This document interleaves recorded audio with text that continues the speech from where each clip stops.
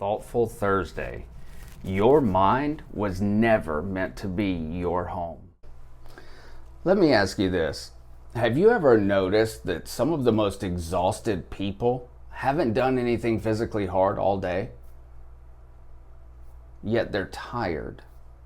They're tired because they've been carrying conversations that never happened, replaying mistakes they simply can't change, and worrying about tomorrow before today is even over. So here's the thought I want to leave you with today.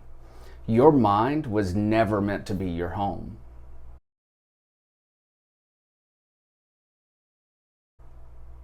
Welcome to Motivational Moments, where we share deep truths for everyday life. I'm Wes Bray, and today is Thoughtful Thursday. See, every Thursday we slow down just long enough to think about the things that truly shape our lives, not just today, but the people we're becoming tomorrow. So let's think about this together.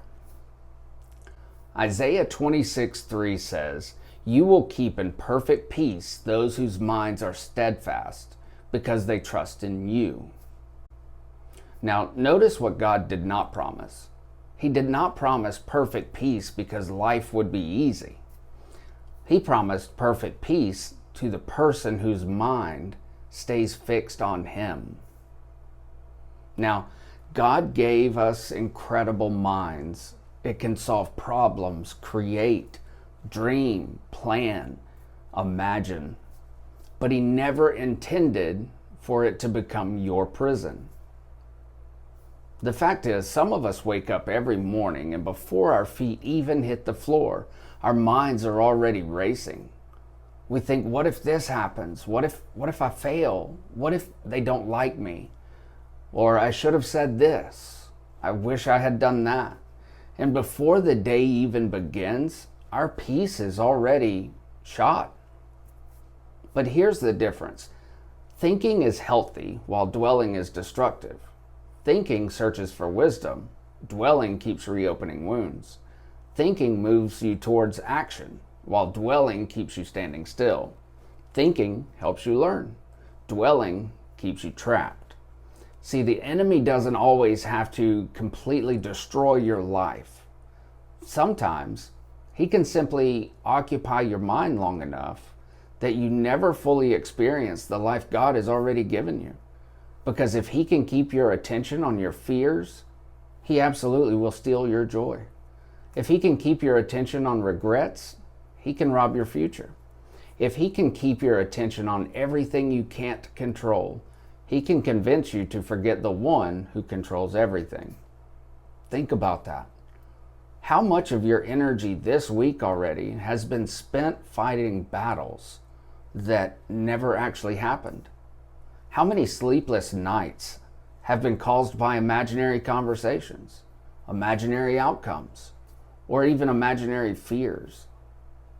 Jesus never invited us to carry tomorrow. He invited us to trust Him today. So today, when your thoughts begin to spiral, don't believe every thought simply because, well, you thought it. Hold it up against God's Word. Ask yourself, is this leading me closer to peace or further away from God? Because not every thought deserves your attention. Some thoughts deserve your surrender. Maybe the greatest thing you need to let go of today is not your schedule, is not another person, and isn't another responsibility.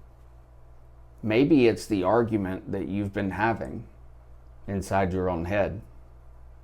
Peace doesn't begin when you finally have every answer.